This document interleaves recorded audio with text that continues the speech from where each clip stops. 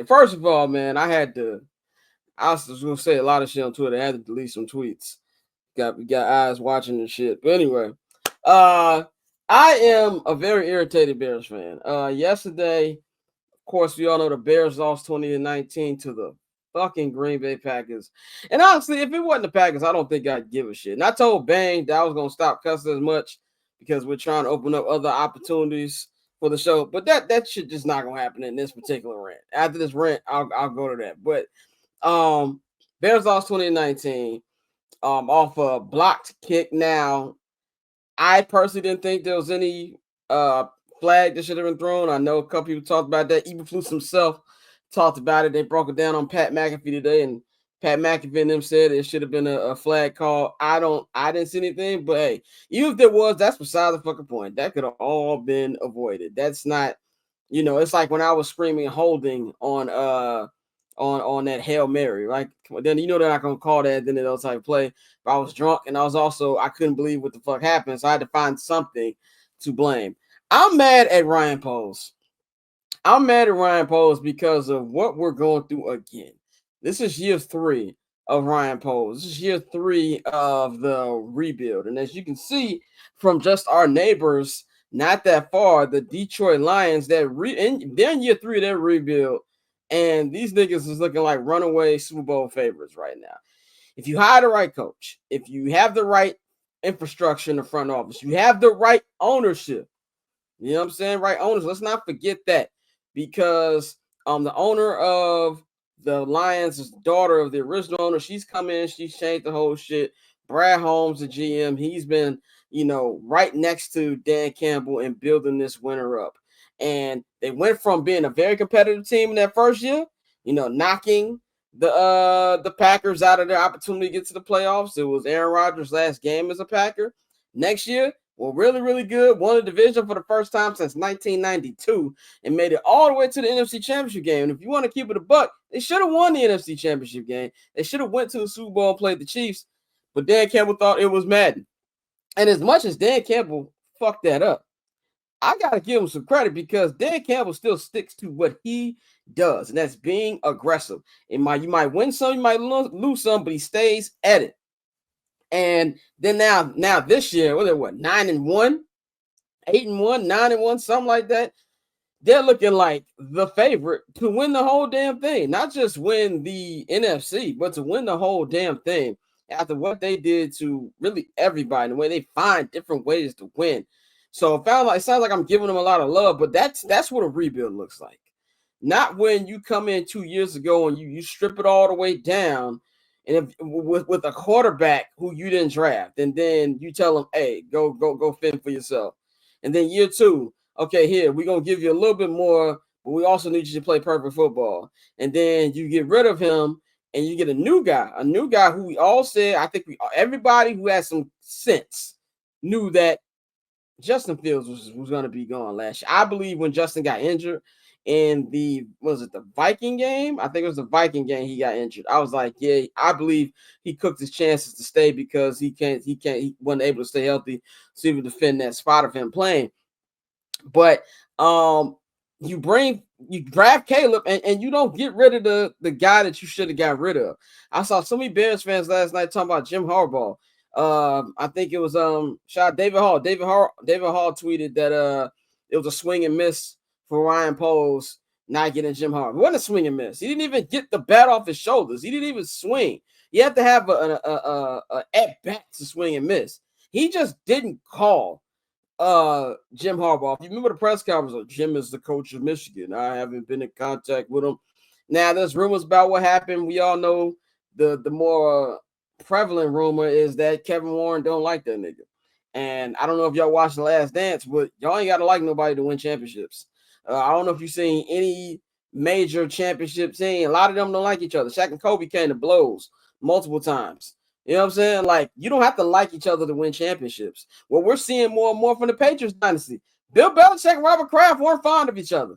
Like, if it wasn't for Kevin Hart making them piece it up and take a shot together at the Tom Brady roast, we'd have never even seen them in the same room again.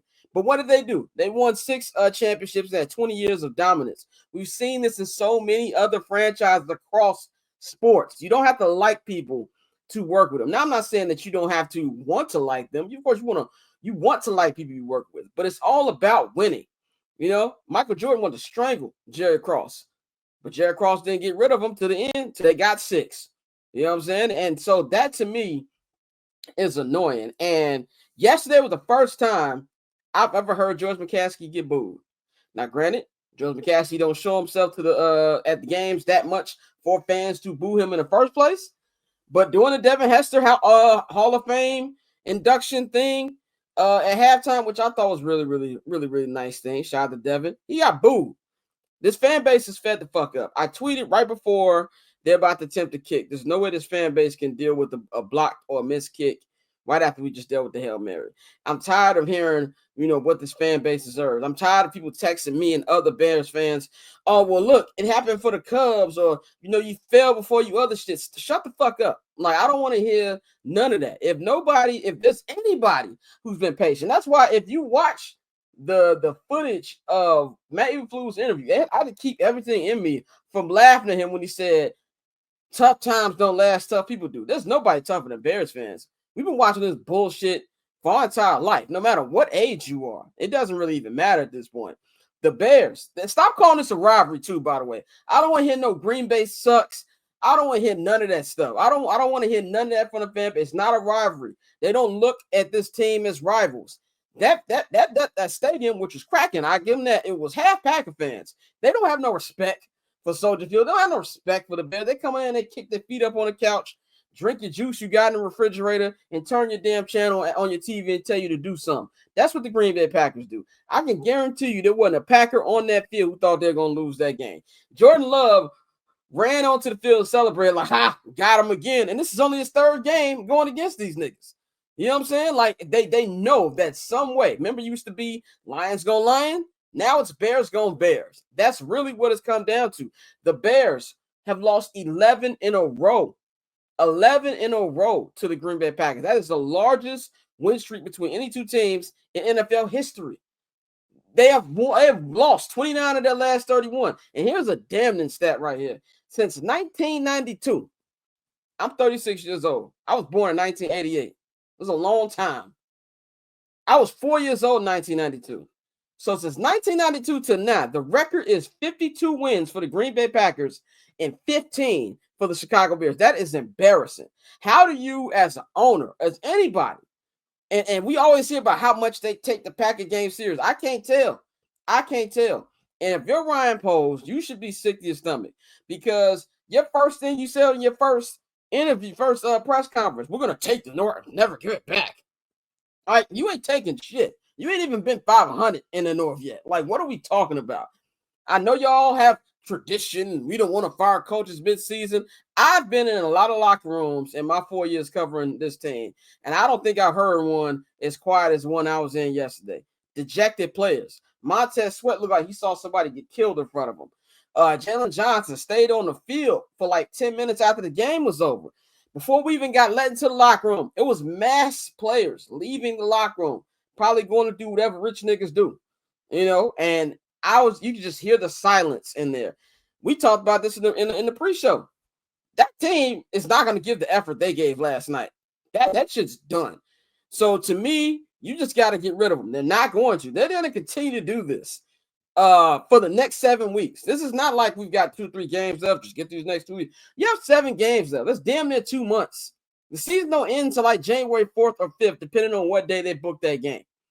And to me, as a Bears fan, and one thing I better not hear from Ryan Poles, whenever the hell he does speak to the media again, is that, well, this shit was about developing Caleb. Bullshit. I accept that from the fan base, because that's what we are in now. That now it's all about developing Caleb.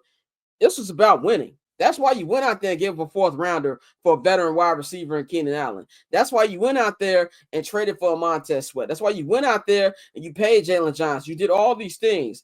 Drafted Rome Odunze with the 9th pick instead of going defense like the Bears usually do. You said on Hard Knocks, this is the deepest team I've ever been around, which is bullshit also again. That offensive line was bad again yesterday.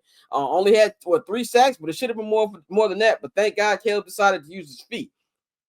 And now you're gonna try to sell that's not about when you said on Hard Knocks, this is about winning. It's time to win now. Those are the final words said on Hard Knocks before the final episode ended. It's time to win now before it went to credits. And now look at you, right back in the same situation. I know everybody keeps saying the Bears are cursed. They're not cursed. They're not cursed. They're just dumb because they keep hiring the same motherfuckers. This is the third coach of that last 4 coach who've had a field goal situation like we saw yesterday. Who could forget the second down field goal from Mark Trestman against the Vikings? Who can forget the field goal that Matt Nagy against the Chargers? And I saw a clip of that. I forgot how damn arrogant Matt Nagy was. And if he's going to be the Jets coach next year, God bless Jets fans, because it's going to get worse. And then what Matt Eberflus said yesterday, it's the same thing. I've seen more quarterbacks of the Bears robbed of glory than I can count. We had yesterday, happened to Caleb twice this year. I'm not going to call it a game-winning drive because they didn't win, so it's not a game-winning drive. But he put them in position to win twice. He should have had a win in Washington, and he should have had a win yesterday. He was making throws yesterday that made Tom Brady lose his mind. You know what I'm saying? And now you got those two. Who remembers the double doink? People forget about double doink. Mitch walked them boys down.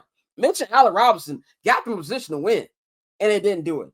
It was Jay Cutler, the 4th and 8. That over the shoulder touchdown throw to Brandon Marshall that gave him the lead. And then Chris Conte want to act like he didn't know what was talked about in a timeout 2 seconds before. It's just over and over. So they're not cursed. They just have dumb leadership. That's just really what it's about. The team is not going to get sold. I hate to break it to Bears fans. They're not going to be sold. They're just not. You open up the year manual, there's more McCaskies than I can count. And that somebody is going to continue to be involved with that team. We just got to hope now. Matt Eberflus is gone. He should be gone now, but he's going to be gone Black Monday. Now you got to hope they actually get a new head coach to lead this team and actually take this kid who we have seen as much as he's fucked up this year. He has shown the talent that he can be that guy, that you can have a coach that molds him and puts him in the right direction so you don't fuck him up. That's what we need to see, man. So Ryan Poles not trying to hear that. It's about Caleb bullshit. This is supposed to be about winning, and you failed. So that rant was a little long, but I had to get some shit off my chest, man. But let's get into the actual breakdown of the game, man. Man, I'm gonna go to Mikey first, man. Mikey, what's your initial thoughts of the loss last night?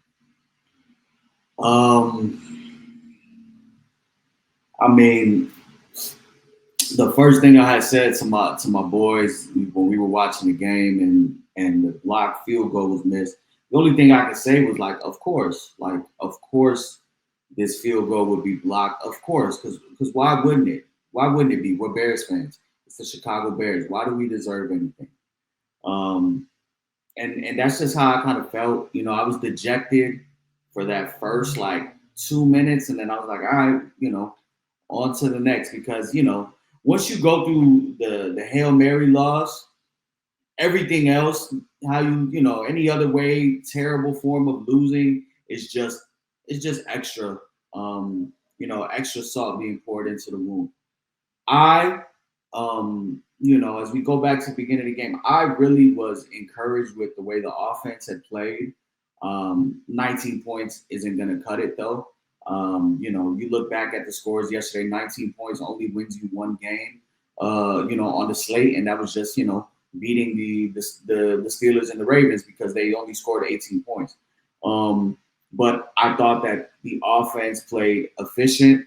If you look back, they had 7 total possessions. They punted twice.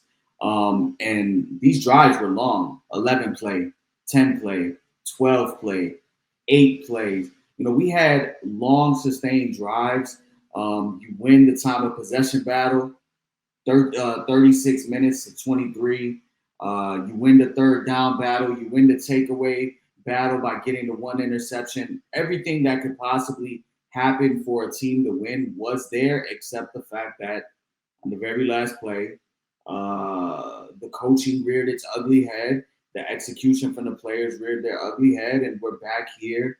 2 weeks before or a week before Thanksgiving, already on draft and tank watch. We're already in the top 10 pick position. So this is not how I expected the season to go. I thought, and we talked about it on the pre-show, this is the best effort that the Bears are going to give for the rest of the year. Yesterday was their last-ditch effort to fight, still to be in the hunt for a playoff spot.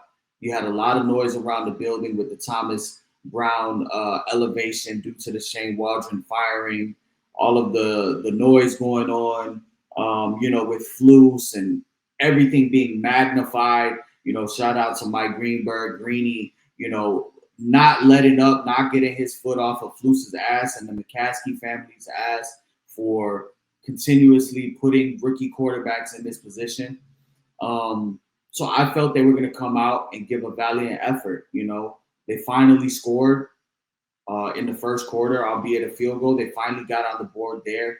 I thought the play calling, I thought everything flowed. They were able to utilize their running backs. I love seeing more of Roschon Johnson. I love seeing Swift running outside instead of less in between the tackles. DJ Moore was able to, get the ball in his hands and make some plays. I still don't see a connection between Caleb and DJ Moore on more vertical passing routes and more downfield stuff. I'm not talking deep, but just even intermediate. You don't see that connection that you see that he has with like Roma Dunze yet. They're obviously going to have to work on that. But getting the ball in the DJ's hands and letting him make plays, that was a great sight to see. Roma Dunze continuing to step up, like I said earlier, on Twitter. He's a guy, he's a guy. They're only going to get better. And, number 18, I thought he played probably his second best game of the year. It's hard to take away what he did against Jacksonville when you just look at the stats, the fact that he put up 4 touchdowns, could have been 6, definitely could have been 5, except for Keenan getting tackled at the 1. So I thought this was his best game, getting the ball out. It helps when you get your 2 tackles back. I think he understood that his tackles weren't healthy. If you look back at it, and Scott, you were there, you can probably see it from the press box. Braxton Jones was kind of limping all over the field, but he gave it a valiant effort. And, I thought we saw some good things. I think we see some things. This is the only thing that we have to look forward to going forward the last 7 weeks of the season. The offense progressing, Caleb building a connection with Rome, Cole, and DJ. Seeing some more explosives out of Swift and Roschon, but that's it. Coaching really reared its ugly head, I think, in the fourth quarter. And that's what happens when you have a defensive-minded head coach who coaches, scared and not to lose. You look around the league. I know you mentioned Jim Harbaugh's name. Jim Harbaugh yesterday did 2 things amazing within the final minute that we do not see from Matt Eberflus, and we have not seen from Matt Eberflus. He didn't play for a field goal. He still continued to run the ball, and you see that they were able to break one off with J.K. Dobbins. And then on the Hail Mary, he had a timeout to use, 3 seconds left. The ball was at the 50. Same exact situation as Bears Commanders. And what did he do? Hold on. Let's call a timeout. We don't get to take these. These timeouts don't roll over to week 12. Let's take a timeout. Let's make sure everybody knows their assignment. Let's make sure everybody knows who their man is and go out there. And that's just coaching. You see it around the league. Stefanski did it against the Ravens a couple weeks ago. That's just coaching. And we have a comment right here from that guy 44, and I'm gonna keep it a buck. I was the only one in the basement. He says Flus didn't go for that 4th and 3. Shaking my head. I was the only one in the basement with my family saying I would have went for it. Everybody in the press box said they should have went for it. Everybody. Yeah, I would have went for it. You're on the Packers. I believe I have it right here, but I believe they were on the Packers 49-yard field goal. So you're on their side of the field. I didn't have any confidence that the defense would get a stop. We saw they went ahead and they gave up, 2 big plays, and Jordan Love, 1 big play, and Jordan Love went ahead and punched it in for the game leading touchdown. But I thought that at a 4-5 team who had built some momentum on offense, that was a long sustained drive. That drive right there was 12 plays. It took up 7 minutes, and it ends in a punt on their side of the field. I would have went for it. even then, if the Packers go ahead and score, you still had your 2 timeouts. You probably would get the ball back in the same situation to take to try to win the game. The Packers needed a touchdown anyway to take the lead. A field goal wasn't going to cut it. I would have went for it, but that is just plain scared. I had text y'all yesterday. Dan Campbell and the boys were up. It was like 42 to something crazy. It was 4th and 2. And they went for it. Yeah. From the Jaguars 13. You could just kick the field goal. No, they still went for it, got it, and then they threw a touchdown. Like, that's how you make sure that you don't have any fuck shit happen to you. You keep putting on points. As long as you're given the opportunity to put up points, put up points. And I felt like they just coached scared, and it came back to bite them twice in that 4th quarter. And that's just the Matt Eberflus era. That's how we're gonna remember it. Yeah, and that guy 44, you said Jalen might have had his worst game. I mean, Jalen was real distraught about that in post game, that he's about the Christian Watkins tackle. And there's one thing I want to say before I go to Dante. I think, or was it Orlando had this question? I'm trying to scroll up. Yeah. So if this team wins less than 6 games, this poll still say, look, I would be absolutely stunned if he's fired. Josina Anderson hinted on a surprise GM being fired. I do not think that'll be Ryan Poles. This is my thing on Ryan Poles. If I take my emotion out of it, my fan anger out of it, if I was the owner, I probably still wouldn't fire him. I think I would probably give him one more chance. But I will say, if he did get fired, I would have no problem with that, because that means that Kevin Warren had enough.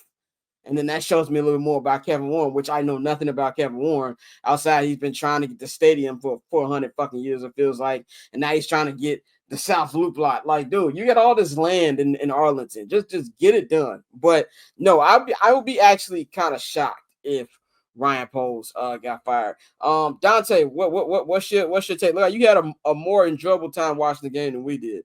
But what did you think about the game? Oh yeah, because I was watching J-Mo light that bitch up. I did not concern myself with it. I actually watched it last night, and then I watched it again before we did the pre-show meeting. And I text Mikey after the game, like, yeah, we cooked, bro.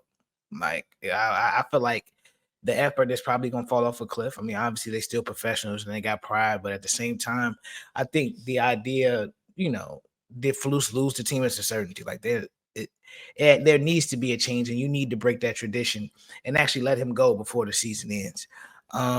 Just the consistent bad decision making, like, the coaching scare, even playing for the field goal, like you said, for just a few hours later to see a team in this exact same situation and they do the exact opposite and show you exactly how it's supposed to be done.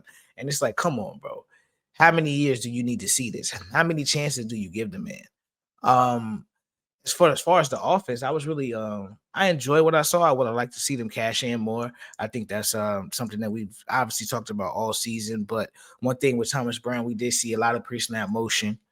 Like you said, a lot more balance, and Caleb actually used his legs a lot, and I really like that. And because he used them, but it was safe. It was never him trying to run anybody over. It was never him, running through the middle of the field unless he absolutely had to. It was more so get 6 or 7 and get out of bounds. And that was perfect because it kept the defense off not being able to just pin their ears back. He didn't take as many unnecessary sacks. He looked more decisive, where he would just go into his first read or he was taking off running. When the plays that did develop, we saw some really good throws. You see some of those special throws we talk about. You saw a couple of those in this game. But overall, the blocked field goal goes back to the poor decision by your head coach to not try to get more yards when you have, like we said, 38 seconds in the timeout. And how many times do we come back to, well, Foose made a bad decision in the 4th quarter and we lost the game? Like, this has been, since the Cleveland game. We listed the 4th quarter games where they had a 90+% chance to win and they blow the game. So, I mean, when you're consistently bad in these clutch moments, and you've shown us that there hasn't been any change. Like, even with, switching coordinators trying to, add new life. How many coaches is this fire, Mikey? 13, 14? This is I think like 12. Yeah, it's like the 12th, and this is the 3rd OC in the last 12 games. Yeah. So, I mean, I don't know how, as an organization, well, we know how, but you cannot sit here and, talk about It's time to win. Ryan Poles, you put the pressure on this team. You said the time to win is now. You said that. We didn't say that. You know, we bought into what you were saying. We bought into the hype of what the team was supposed to be bringing to us, and that's not what we've gotten. So, after watching the game again, it's like, damn, this team could be really good. But then we've always had teams, and we've always seen teams in Chicago that could be good, and you know, it's just a matter of whether they go from here. So, I think this season is shot. I hate to say that. I know I only picked them to win one more game anyway, but they barely might get that one. So I think this season is shot. We got to really just focus on, again, building the interior of the offensive line. I know they said that the top 2 tackles in the draft are probably going to play interior offensive line in the league. So we're going to see, man. But as far as this season, I hate to be the, well, let me just watch Caleb guy, but that's kind of really all I'm looking at. Triple double hat trick, I know the code too. Ice trade, go for trade, yeah we cold too. Getting paper on these player haters, old news. Money on the other line, so I'm not gonna hold you. Money on the other line, so I'm not gonna hold you. Money on the other line, so I'm not gonna hold you. Money on the other line, so I'm not